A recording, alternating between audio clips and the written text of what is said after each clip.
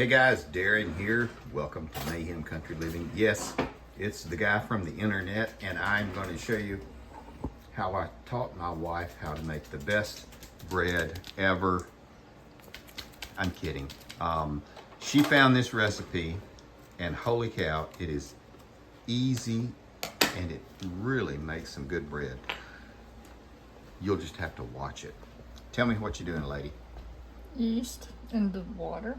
Yeast and water. 2.5 cups of warm water. 2 1/4 cups Two and a of quarter hot cups water. of hot water.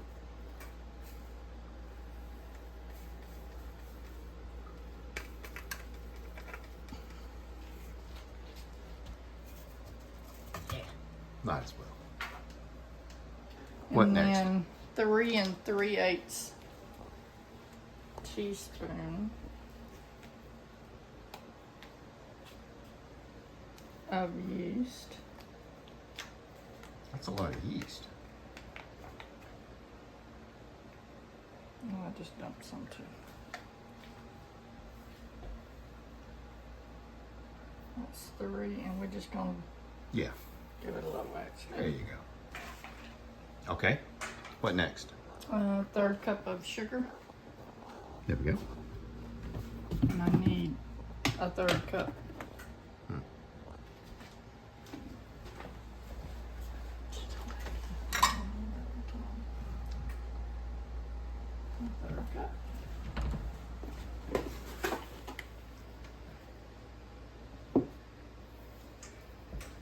And we're going to go ahead and let it start spinning.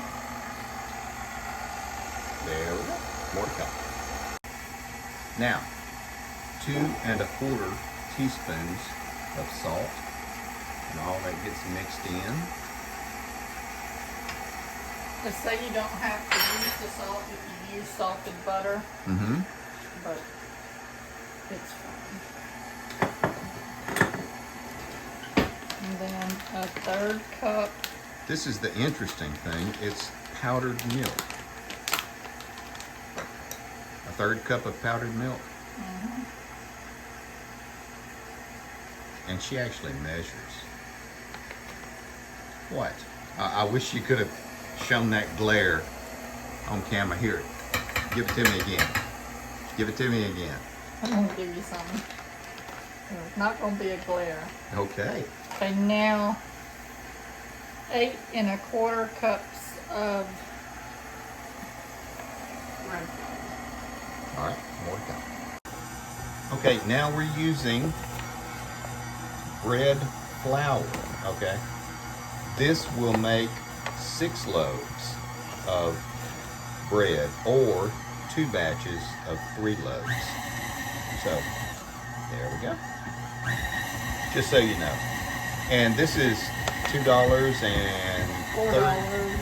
Huh? $4 or Oh, something. I'm sorry, $4 per 5-count bag.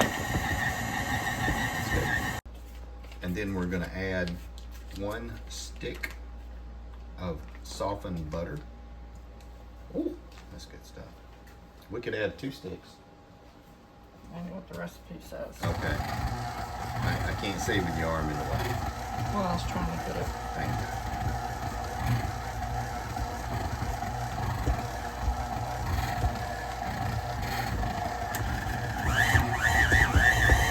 It's gonna make a mess. There we go. We greased the bowl and gonna let it I'm gonna cover it with oil. sit. For how long? An hour. Okay. And then I'm gonna cover it with that. And since I'm cooking, Just to keep it warm. already in the oven, I'm gonna set it on top of the oven. Okay. If your house is cool, you can turn your oven on low and just set it on top of it for an hour. We also have hot apple homemade pie in the oven. Woo.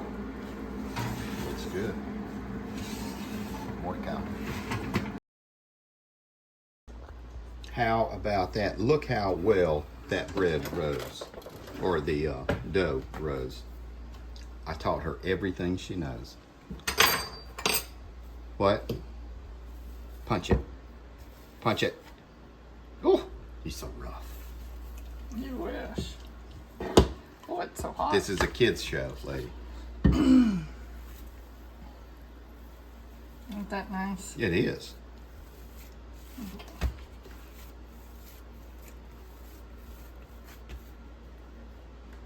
We're gonna cut it.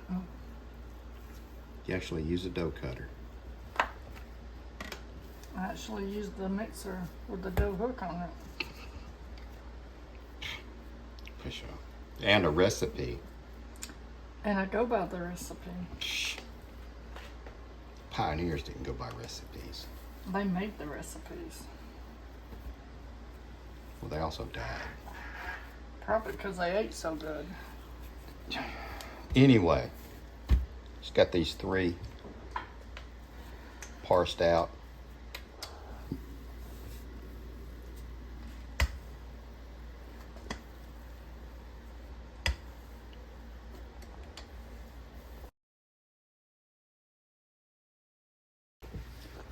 And this is after it's been punched and cut. She's rolled it, stretching it.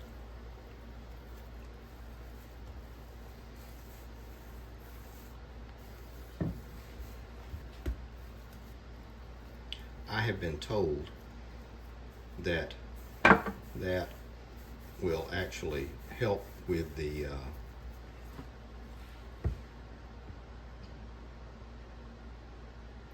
bread itself to stretch and lengthen. There we go.